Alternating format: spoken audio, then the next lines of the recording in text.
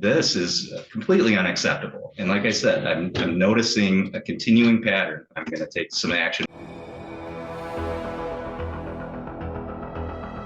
Record to reflect Mr. Cox is present here in the courtroom today. Mr. Brown, can you tell me what the status of this file is from the defense standpoint? Your Honor, I have spoken to Mr. Cox about this. This is a relatively new case.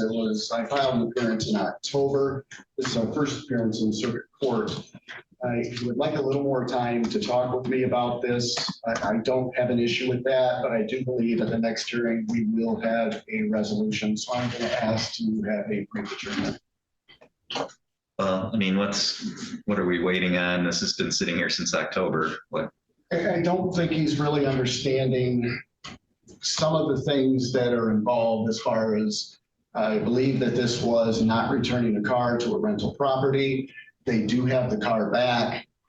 There are certain communications that we've had, and I don't think he's quite fully understanding what the issue is. So what's going to happen in the next month that hasn't happened in the last three? I guess I'm just hoping that he will have a better understanding of it. Maybe I can try to explain it a little bit better. Well, let's see if we can go through this here. Okay. Mr.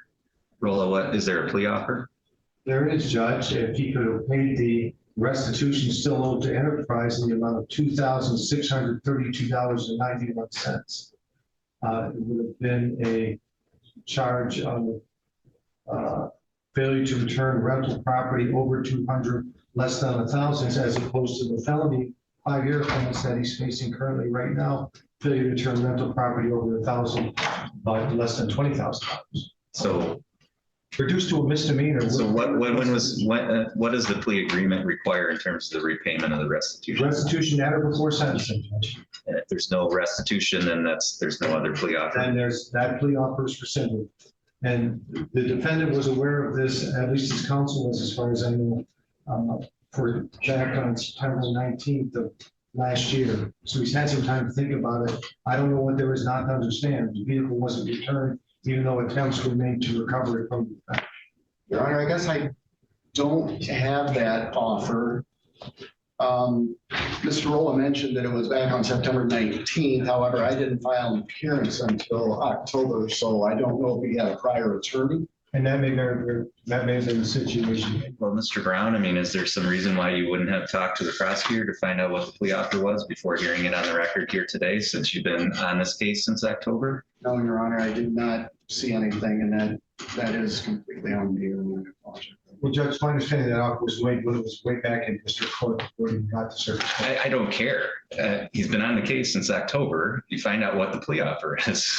I mean, it's basic representation to me. So, Mr. Brown, I mean, I'm going to adjourn this for today, but I'm detecting a pattern in your cases here where your clients are unhappy with your representation because they don't feel like you're properly advising them of what's going on with their case. And the more I hear that complaint, the more it starts to have some validity. And this is completely unacceptable for an attorney to have been on a case since October 14th, to not have any clue, regardless of whether the plea offer was made before that or not, of what the current plea offer is, and to have been able to advise your client. No wonder he's confused. He doesn't have his lawyer telling him what's going on with his case.